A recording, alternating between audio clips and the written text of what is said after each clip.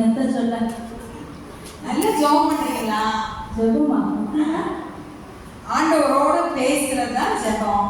சர்ச்சுக்கெல்லாம் போவேன், சண்டேஸ்க்கு அதெல்லாம் போயிடுவேன். ஆனால் ஜெபம்னு எனக்கு தெரியல. அப்படியா? இப்போ நம்ம கொஞ்ச நேரம் ஜெபத்தை குறித்து பேசுவோம். அதுல இருந்து நீங்க ஜெபம்னா என்னங்கிறத நீங்க தெரிஞ்சுக்கலாம். இப்போ முதலாவதாக என்னோட அனுபவத்துல இருந்து சொல்றேன். நான் வந்து அதிகாலையில இருந்து ஜெபம் பண்ணுவேன். தனியான ஒரு இடத்துல போய் ஜெபம் பண்ணுவேன். அப்போ வந்து எந்த டிஸ்டர்பன்ஸும் இருக்காது, யாரும் எந்திரிச்சுக்க மாட்டாங்க. தனிமையான நேரம், எந்த டிஸ்டர்பன்ஸ் இல்லாமல் நான் ஆண்டவரோட ஜெபம் பண்ணுவேன். அதே மாதிரி நீங்களும் அதிகாலையில் ஆண்டவரை தேடணும். அது வந்து உங்களுக்கு ரொம்ப ஆசீர்வாதமாக இருக்கும். ஜெபம் பண்ணும்போது ஒரு நோட்டு வச்சு அதில் குறிப்பை எழுதி நீங்கள் ஜெபம் பண்ணீங்கன்னா அதுக்கப்புறம் வந்து அந்த ஜெபத்துக்கு ஆண்டவர் ஆன்சர் பண்ணிட்டாங்கன்னா அதை குறித்து வச்சுக்கிட்டிங்கன்னா உங்களோட விசுவாசம் வந்து வளரும். இந்த மாதிரி நம்ம தனியாக ஒரு குறிப்பிட்ட நேரம் அதிகாலையில் இப்போ வந்து 3:30 மணி அல்லது 4:30 மணி ஏதோ ஒரு உங்களுக்கு எந்த டைம் வசதியாக இருக்குமோ அந்த குறிப்பிட்ட நேரத்தில் குறிப்பிட்ட இடத்துல நீங்கள் வந்து ஜெபம் பண்ணுறதுக்கு பழகணும். அந்த நேரத்தை வந்து தவற விடக்கூடாது. அது உங்கள் ஆவிக்குரிய வாழ்க்கைக்கு ரொம்ப உபயோகமாக இருக்கும். ஓ, அப்படியாக்கா? ஜெபம்னா இப்போதான் எனக்கு என்னன்னு தெரியுது. சரிக்கா, இப்போ உங்கள் ஜெப வாழ்க்கை எப்படி இருக்குன்னு நீங்கள் சொன்னீங்க. இப்போ உங்கள் ஜெப வாழ்க்கைக்கு எது தடையாக இருக்குது? நீங்கள் குறிப்பிட்ட நேரத்தில் குறிப்பிட்ட இடத்துல டெய்லி ஜெபம் பண்ணணும்னு சொன்னீங்க அதிகாலையில். இப்போ அதுக்கு ஏதாவது தடைகள் வந்தால் அதை நீங்கள் எப்படி வந்து குறிப்பிட்டு அது என்ன தடையா அப்படின்னு நீங்கள் நினைக்கிறீங்க? சரி, நமக்கு ஒரு சத்துரு இருக்கான், பிசாசு. அவன் நம்மளோட ஜெப வாழ்க்கையை கெடுக்கிறதுக்கு நிறைய திட்டங்களை தீட்டான். உங்களுக்கு வந்து கவலையை கொடுப்பான், இல்லை ஏதோ ஒரு பாரத்தை கொடுத்து ஜெபம் பண்ண முடியாமல் செஞ்சுப்பான்.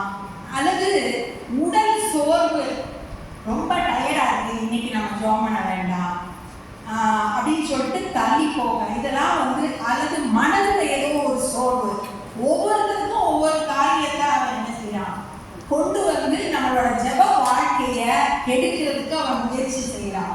நம்ம சத்துருடைய தந்திரங்களை அறிந்து அதை நம்ம மேற்கொண்டு அந்த ஜெபத்தை நம்ம தொடர்ந்து செய்யணும். அது மாத்திரம் இல்லை, நமக்குள்ள வந்து ஒரு எண்ணத்தை கொண்டு வருவான். நீலாம் என்ன ஜெபம் பண்ண போற, ஓ ஜெபத்தெல்லாம் ஆண்டவர் கேட்பாரா? இது வந்து நம்மளையே அண்டர் எஸ்டிமேட் பண்ணுறது. நம்ம எல்லாம் ஆண்டவரோட ரத்தத்தினால மீட்கப்பட்டவங்க, நம்ம தைரியமாக கிருபாசன தண்டையில போகலாம். அதனால அந்த சத்துரு கொண்டு வர அந்த எண்ணத்தை நம்ம என்ன செய்யணும், மேற்கொள்ளணும். நம்ம தகுதி இல்லை அப்படின்ற எண்ணத்துக்கு இடம் கொடுக்க கூடாது.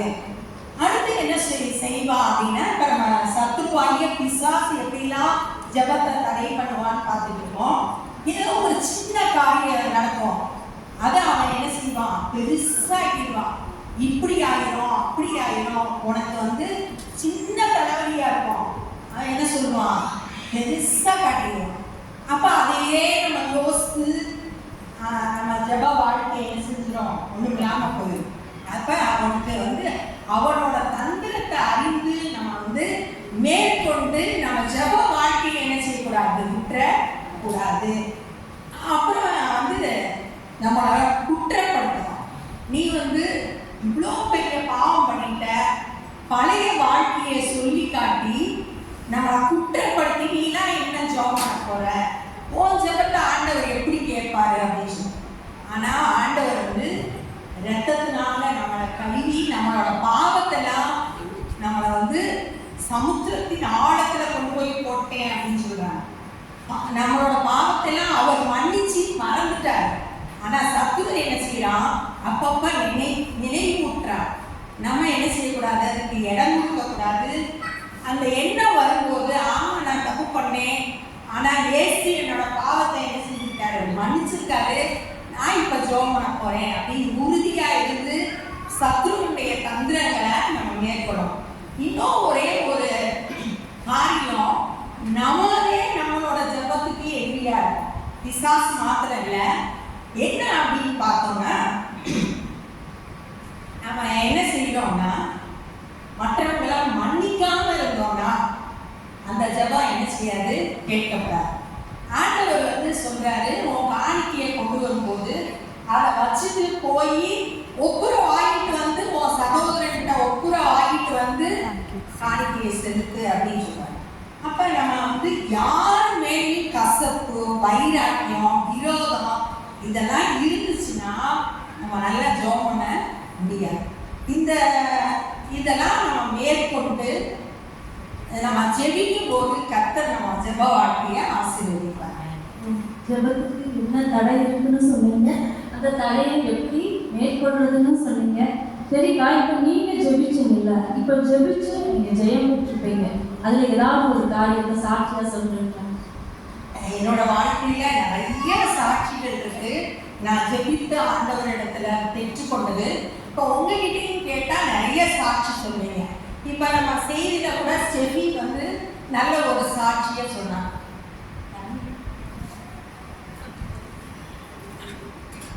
இப்ப நான் வந்து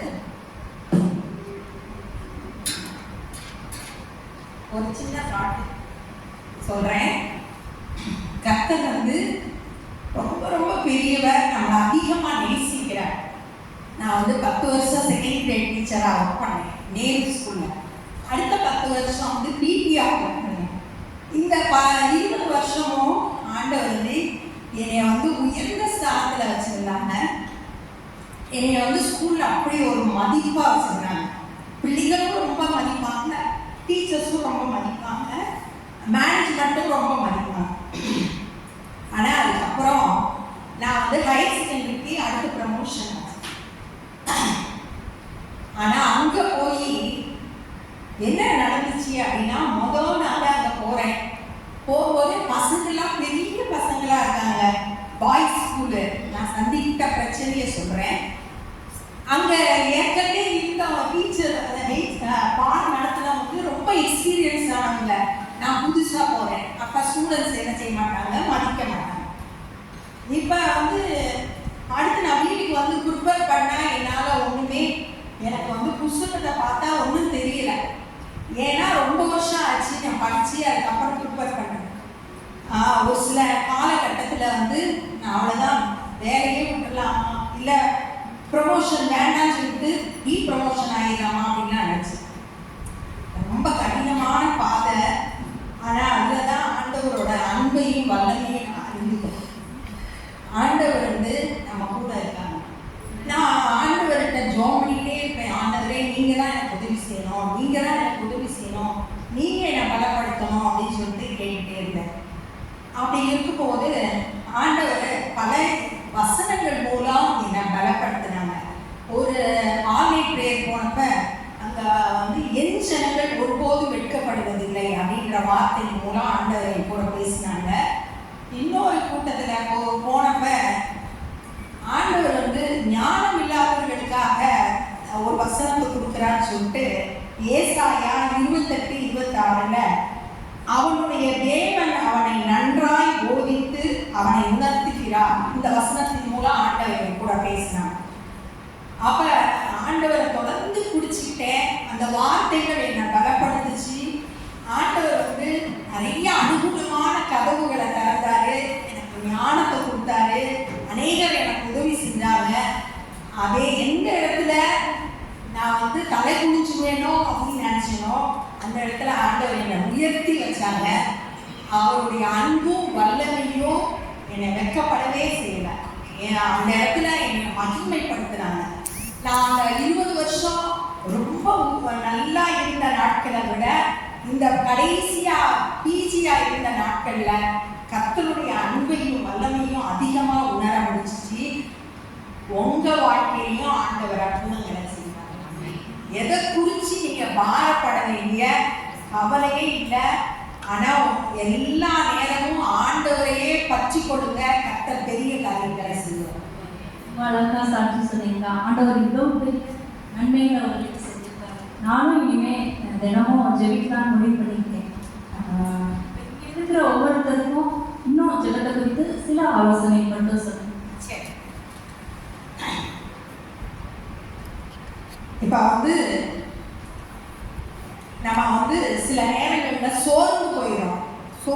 வந்து ஜபத்துல கூட நம்ம சோர்ந்து போயிடும். ஏதோ ஒரு பிரச்சனை வர்றப்ப ரொம்ப சோர்ந்து போய் என்னால் ஜபம் பண்ணவே முடியல அப்படின்னு நினைக்கிறோம். அதுக்கு என்ன தீர்வு அப்படின்னா, நான் எப்படி மேற்கொண்டேன் அப்படின்னு சொன்னா, ஒவ்வொருத்தருக்கும் ஒரு ஆவிக்குரிய மென்டர் இருக்கணும். நம்மளோட பாரங்களை அப்படி அவங்ககிட்ட சொல்லி பகிர்ந்து கொள்ளக்கூடிய, சில நேரம் வந்து யாருக்கு சொல்லவே தெரியாது, அப்படிப்பட்ட சூழ்நிலைகள்லாம் இருக்கு. அப்ப நமக்கு ஒரு ஆவிக்குரிய மென்டர் நமக்கு இருக்கணும், நம்ம மனசு திறந்து பேசுறது. எனக்கு வந்து என் ஹஸ்பண்ட் தான் வந்து ஆவிக்குரிய மென்டர். நான் ரொம்ப சோர்வு போன நேரத்துலலாம் நான் எல்லாத்தையும் அவங்ககிட்ட சொல்லுவேன். அப்பா அவங்க என்னை ரொம்ப அழகாக கைட் பண்ணி என்னை பலப்படுத்தி அந்த சோர்வுல இருந்து என்னை வெளியே கொண்டு வருவாங்க. அது மாதிரி உங்களுக்கு ஒரு ஆவிக்குரிய ஐக்கியம் வேணும், ஆவிக்குரிய மென்டர் வேணும். அப்படி நம்மளோட பாரத்தை பகிர்ந்து கொடுக்கறதுக்கு, சொல்றதுக்கு, நமக்காக ஜெபிக்க நமக்கு ஒரு மென்டர் வேணும். கடைசியா நம்மளோட ஜப வாழ்க்கையை எப்படி நம்ம வந்து கட்டலாம், மேம்படுத்தலாம் அப்படின்னா, முதலாவது தனிமையான இடம், ஒரு குறிப்பிட்ட நேரம் அதை ஃபிக்ஸ் பண்ணணும். வந்து பெட்லேயே இருந்து ஜோம் பண்ணக்கூடாது, தனிமையான இடத்துக்கு போயிடணும், நேரம் எடுத்து ஜெபிக்கணும். ரெண்டாவது, நல்ல அபிஷேகத்துல நிரம்பி ஜோம் பண்ணணும். அப்ப அந்த சிந்தனைகள் வந்து சிதறடிக்கப்படாது. அடுத்ததா வந்து வேத வசனத்தை சொல்லி ஜெபிக்கணும். வேத வசனத்தை சொல்லி ஜெபிக்கணும். அப்ப வேதத்தை நல்லா கற்றுக்கொள்ளணும்.